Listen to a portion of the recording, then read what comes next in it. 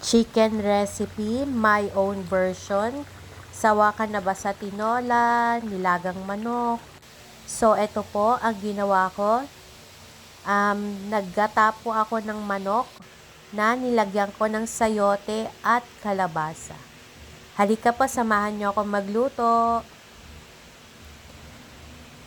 Yung mga ingredients po, ayan, bawang sibuyas, luya, kamatis, manok, kalabasa at sayote.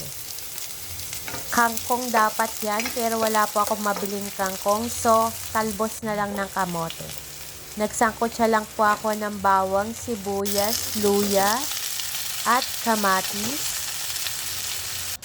At nung lumabas na yung aroma nila, inilagay ko na po yung manok. Hindi ko pala naisip na frozen pa pala yung manok ko. So, nahirapan po ako dyan. Tingnan nyo naman po.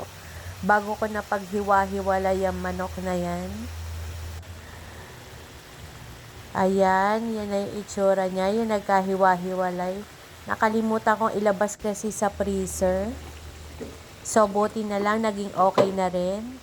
And then, yung medyo luto na yung manok, inilagay ko na po agad yung kalabasa at sayote.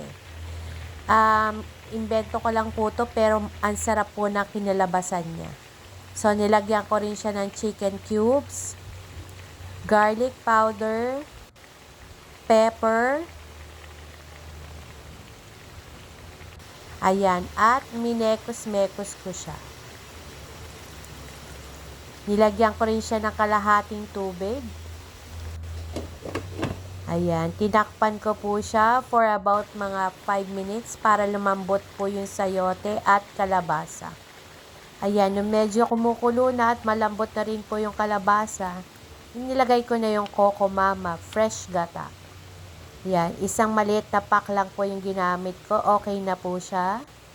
At tinimplahan ko ng konting sugar para manamis-namis.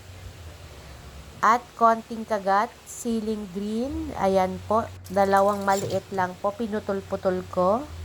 And niluto ko pa siya for about mga 3 minutes po. Yan, nung medyo malambot na yung kalabasa at sayote, hinalo-halo ko lang po ulit ng mabuti. Ayan po. And then, inilagay ko na yung talbos ng kamote. Tinikman ko muna. Pasado, masarap. Ayan po. Yung kangkong dapat po yung nakasama dyan, kaya lang wala po ako mabiling kangkong, talbos lang ng kamote. So, pwede na rin po yan. Optional lang po. So, hinalo-halo ko rin po. At pagkahalo ko, niluto ko pa siya for about mga 2 minutes. And almost done.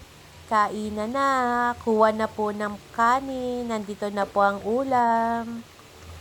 Thank you for watching. Happy Sunday everyone.